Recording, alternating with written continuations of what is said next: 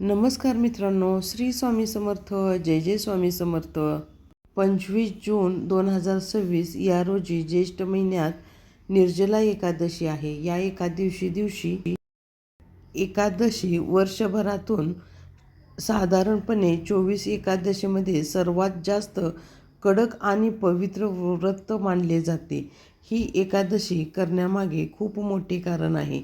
यामागे अन्न आणि पाण्याचा त्याग करून भगवान विष्णूंची आराधना केली जाते.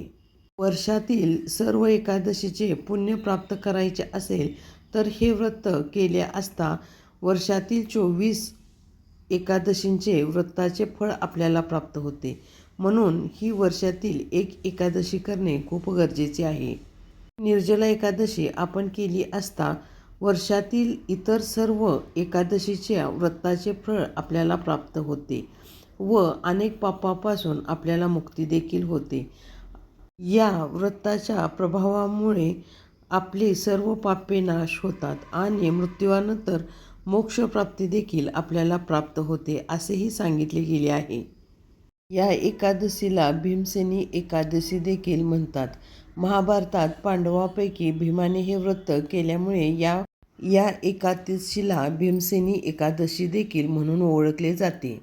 भुकेमुळे व्रत न करणाऱ्या भीमाला महर्षी वेदव्यासांनी हे व्रत करण्यास सांगितले होते.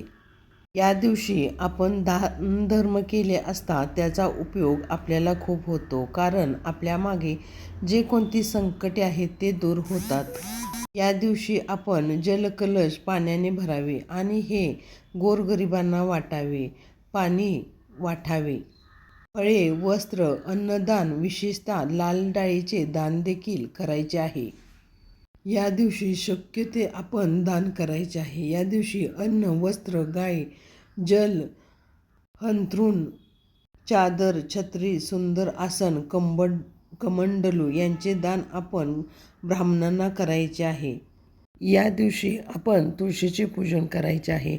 भगवान विष्णूला तुळशी अत्यंत प्रिय आहे. म्हणून या दिवशी तुळशीची विशेषतः पूजा केली जाते आणि तिच्याजवळ तुपाचा दिवा लावणे खूप गरजेचे आहे आणि या तुपामध्ये अक्षदा घालाव्यात. दिवा तुळशीजवळ ठेवून आपण ओम नमो भगवते वासुदेवाय हा मंत्र 108 वेळा जप करावा. त्यामुळे या व्रताचे फळ आपल्याला प्राप्त होते. पूजेच्या वेळेला पिवळे वस्त्र, साडी आपण घालायची आहे, कारण असे मानले जाते की श्रीहरीला पिवळे फूल, पिवळे वस्त्र, पिवळे वस्तू खूप प्रिय असल्यामुळे या दिवशी आपण पिवळे वस्त्र परिधान करून पिवळ्या वस्तू देखील, मिठाई आपण नैवेद्यासाठी वापरायच्या आहेत. या दिवशी आपण पिंपळाच्या झाडाची देखील पूजा करायची आहे. झाडाला जल अर्पण करून दिवा लावायचा आहे. यामुळे पितृदोष देखील दूर होतो आणि आर्थिक समृद्धी लाभते. या एकादशी दिवशी आपण गाईला ताजे गवत, हिरवा चारा खाऊ घालायचा आहे. यामुळे घरामध्ये आपल्या सुखशांती राहते. तसेच गूळ आणि चण्याची डाळ म्हणजेच हरभऱ्याची डाळ आपण गाईला घास म्हणून भरवायचा आहे. यामुळे धनलाभ योग जुळून येतात.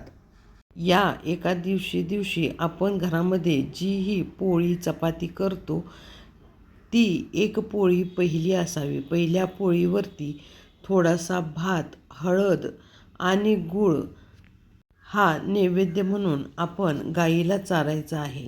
हा उपाय केला असता आपल्या कोणत्याही समस्या असू देत त्या समस्या दूर होतील. या सर्व दानधर्मामध्ये गाईला घास जो कोणी घालतो त्याच्या सर्व इच्छा पूर्ण होतात आणि 33 देवी देवतांचा आशीर्वाद देखील प्राप्त होतो.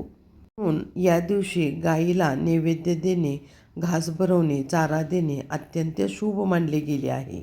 या दिवशी आपल्याला जमेल ती सेवा करावी. काहीच नाही जमले तरी आपण या दिवशी कोणाविषयी काहीही वाईट विचार करायचा नाही. कोणालाही उणे बोलायचे नाही. असे म्हटले जाते की आपण कोणाचे वाईट विचार केला असता त्याचे कर्माचे फळ आपल्याला मिळते. म्हणून आपण या दिवशी व्रत करायचे आहे, व्रतस्थ राहायचे आहे आणि भगवान विष्णू आणि लक्ष्मींची पूजा अर्चा करायची आहे. या दिवशी व्रत करायला जमले नाही तरी आपण या उपायामधील एक जरी उपाय केला असता त्याचे फळ आपल्याला नक्कीच प्राप्त होईल. अशाच नवीन व्हिडिओसाठी या चॅनेलला लाईक करा, शेअर करा, सबस्क्राईब करा.